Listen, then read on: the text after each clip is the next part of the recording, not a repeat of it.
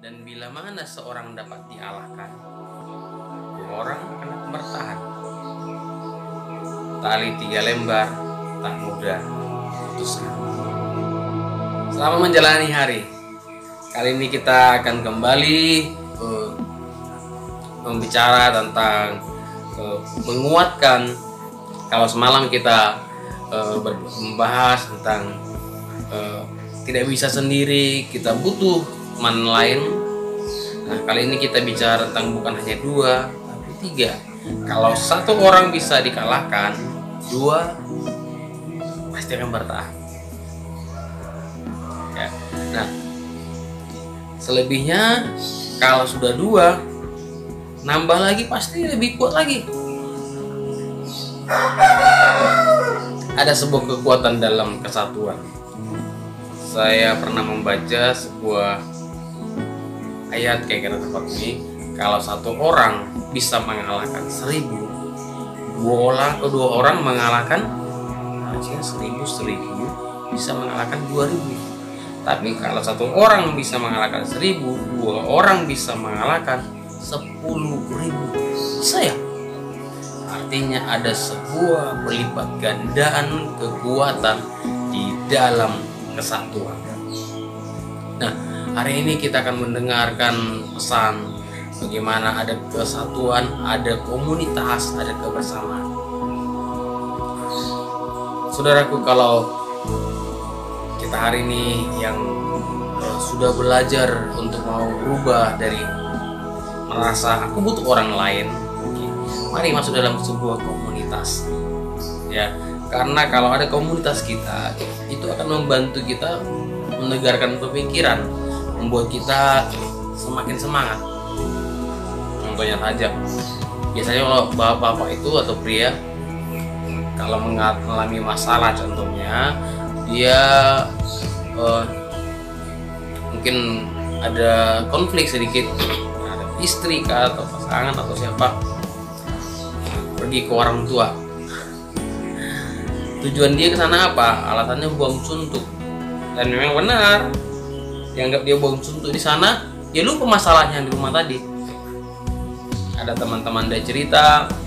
Nah, tapi dampaknya adalah bisa semakin buruk, bisa dia seperti dibius. Sebentar lagi hilang, tapi sebentar lagi muncul lagi sakit, terulang lagi. Nah, sekarang komunitas seperti apa yang bersama dengan dia? Kalau saudara mungkin mengalami masalah, mengalami keadaan konflik, ayo masuk dalam komunitas. Saudara punya komunitas, ada 3 orang minimal. Tadi di awal kita baca 3 orang tali, 3 tali tidak akan mudah dipatahkan, putuskan. Tali tidak mudah diputuskan. Kalau 1 itu mudah dipatahkan, tapi kalau 3 gampang, mungkin butuh waktu. Ya, nah, kita lihat. Kami punya sebuah komunitas pria. Situ kami saling menguatkan, kami saling membangun. Situ kami merasakan bahwa kita butuh orang lain. Lama ada saja mengunjungi, ada saja yang dikunjungi. Ternyata kita bisa saling membutuhkan, saling menopang. Akhirnya tidak ada kawan-kawan kita yang jatuh. Karena kawan-kawan kita juga semangat kembali menjalani harinya, kembali berfungsi sebagai pria yang normal, kembali berfungsi menjadi pria yang bisa diandalkan, menjadi orang yang bisa diharapkan di dalam rumah tangganya, keluarganya. Saudaraku yang merasa sendiri, merasa tidak ada teman-teman untuk saling membangun, tidak apa-apa, komunikasi dengan kita. Kontak kita di nomor 0852 6214 2745. Saya akan membantu saudara. Kita akan sama-sama saling memotivasi, karena tidak ada yang paling benar, tidak ada yang paling kudus, tidak ada yang paling suci. Kita sama-sama saling, kalau istilahnya kami itu berobat jalan. Kalau berobat jalan berarti masih ada sakit ya, tapi tidak terkapar di rumah sakit ya, tapi kita terus berproses sampai mengalami kesembuhan. Bagian-bagian sisi mana dalam kehidupan kita ada yang meluka, jadi tangannya disembuhkan. Dan kadang kalau tangan ini mungkin luka, kita bisa punya tangan satu lagi untuk membalutnya, mengobatinya. Kalau kaki luka, ya mungkin tangan kita bisa membantu untuk mengoleskan obat kah. Tapi kalau luka di punggung gimana? Tidak sampai ya. Tapi kita butuh juga ada orang lain, teman, ingatkan, menopang dari belakang, melihat di belakang ada luka di situ, ada yang perlu disembuhkan. Kita coba kita operasi. Ada ya. Ada seorang bernama Musa. Hal yang luar biasa yang saya lihat, dia seorang dikenal sebagai orang yang lembut hatinya. Orang bilang kok bisa lembut ya, padahal mungkin marah-marah ya. Lembut bukan berarti halo saya gimana. Itu tutur kata ya, kayak bahasa. Tapi lembut hati ya, fleksibel, dia bisa tegas dalam sesuatu, dia belajar mengayomi orang lain di saat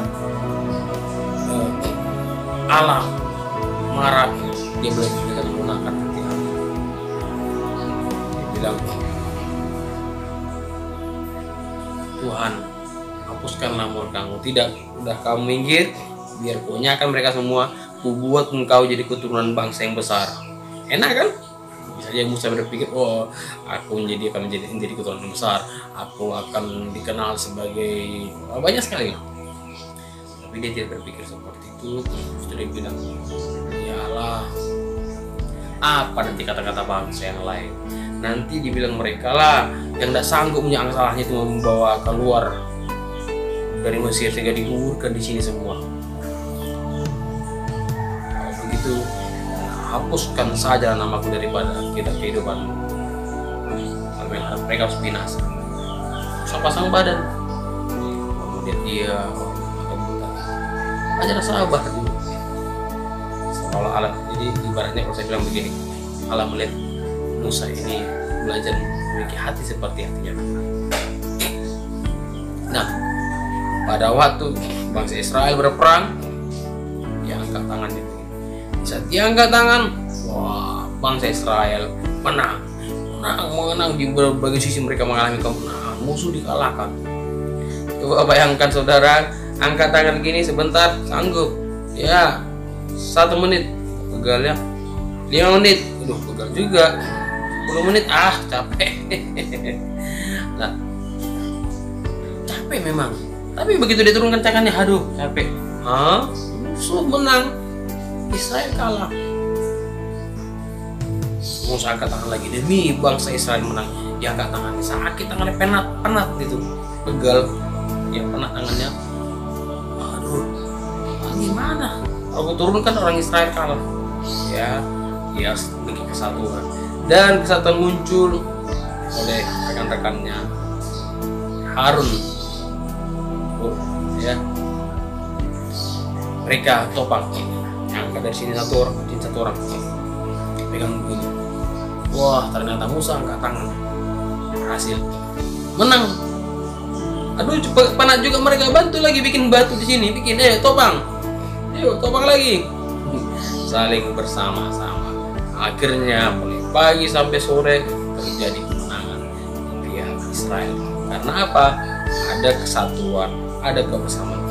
Coba mungkin abangnya Harun dan begini, penat rasakanlah itu selama ini melawan sama abang.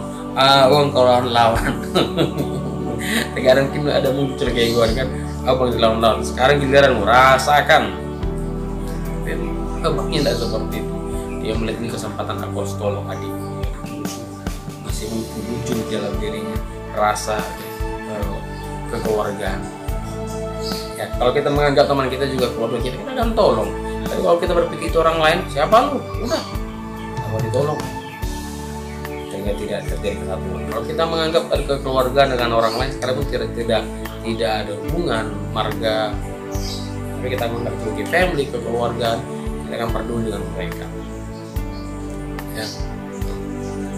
Dan siapa sesama manusia? Itu manusia yang punya ada matanya dua, yang bisa bicara seperti kita, dua kakinya melangkah seperti kita, itu manusia. Yuk, tolong dia, itu saudara kita. Pakai kerudungnya itu saudara kita, botaknya saudara kita, panjang rambut saudara kita. Selama dia disebut dengan manusia, itu saudara kita. Lalu dua kaki seperti manusia, bulunya panjang-panjang, aku mau itu manusia. Bukan, itu namanya monyet atau gorila atau kera. Nah, kita lihat saudara kita adalah mereka, siapapun. Nah, kalau kita menganggap mereka saudara kita, ayo kita bersama kenakanlah kasih sebagai pengikat, satukan dan menyempurnakan. Mengikat kita satu dengan kasih. Kita kasih mereka, kita peduli dengan mereka, kita kuatkan mereka. Jangan berpikir kalau hilang tarpona, mana sempat menguatkan orang lain, aku saja belum sempurna. Itu kita masih menghentikannya sendiri, kita masih membuat jarak batasan, buat kotak-kotak. Kita menganggap meskipun aku sempurna, aku tetap menolong orang lain. Dengan kita menolong orang lain, kita juga ditolong. Kita tidak menolong diri sendiri. Dengan kita menguatkan, kita dikuatkan. Dengan kita memberkati, kita juga diberkati. Kita menolong, kita tanpa sadar sudah menolong diri sendiri, semakin memaksimalkan diri kita. Kasih sebagai pengikat, mempersatukan.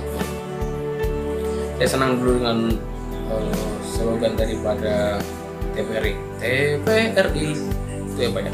TPRI menjalin persatuan dan kesatuan. Itu slogannya ya bagus. Menjalin persatuan dan kesatuan, meningkatkan persatuan. Saya mau berpikir 5 sila dalam Pancasila: ketuhanan yang Maha Esa, kemanusiaan adil dan beradab, persatuan Indonesia, kerakyatan dipimpin oleh hikmat kebijaksanaan dalam perusahaan perwakilan, keadilan sosial bagi seluruh rakyat Indonesia. Yang di tengah-tengah itu adalah sila ke-3. Bunyinya apa? Persatuan Indonesia. Ya Tuhan, yang kemanusiaan, yang kerakyatan, yang keadilan sosial, semuanya diikat dalam persatuan Indonesia. Ya, bangsa ini luar biasa menyusun itu, membuat poin persatuan di tengah-tengah, menunjukkan bahwa kita harus diikat satu dengan tali kasih.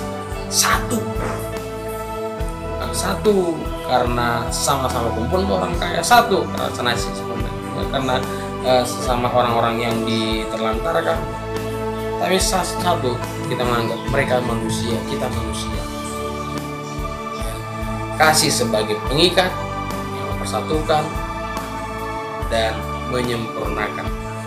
Pengikat, persatukan dan menyempurnakan. Di dalam seri-seri koreksi saya tentang seri kasih itu ada saya sampaikan tentang kasih itu satu arah. Kasih itu dimana kita fokus menolong orang lain bukan mengharapkan imbalan. Kasih itu harus kita berikan, ya. Nah, sebagai menyempurnakan, kita semakin bisa disempurnakan dengan mau diperlukan ngasih, kita peduli. Ya, mari kita hari-hari bangun komunitas, bangun persekutuan, bangun kebersamaan dengan orang-orang. Bukan bangun komunitas apa? Komunitas orang-orang yang para onliner, komunitas orang-orang yang necis apa, yang pakaian mewah. Itu namanya gap, bangun kelompok-kelompok pemisah-pemisah, terjadi perpecahan di mana bisa di rumah, di denominasi, di gereja, di pekerja, di sekolah. Mungkin saudara sama-sama buruh di satu tempat, bisa terjadi perpecahan, bisa. Ya, mungkin saudara sama-sama melayani di sebuah denominasi gereja, bisa terjadi perpecahan, bisa. Karena apa? Kita menganggap kita paling benar, kita tidak butuh orang lain, kita sedang membuat komunitas-komunitas yang mementingkan diri sendiri. Kita menganggap ini aja kawan-kawan kita, yang lainnya kayak merasa asing. Begitu dia masuk dalam komunitas kita, kayak seperti merasa ini bakal merusak, ini tidak baik ya. Kita dalam komunitas itu welcome siapa yang mau masuk, silakan. Justru kita tunjukkan dia merasakan dampak dari komunitas itu, dampak dari kebersamaan itu. Komunitas yang tidak bisa dipisahkan oleh waktu sekarang, sudah zaman canggih. Kalau dulu mungkin untuk bisa komunikasi sama orang Jakarta, kirim surat 3 hari lagi nyampe. Mau ekspres, mau cepat seperti ini caranya. Gila. Nah, kalau sekarang ya udah sudah kirim pesan teks udah dibaca di sana. Bentar berapa detik udah nyampe. Mau lebih cepat lagi, ya bikin video call. Cuma berapa orang, bikin Zoom, udah rame-rame berapa orang.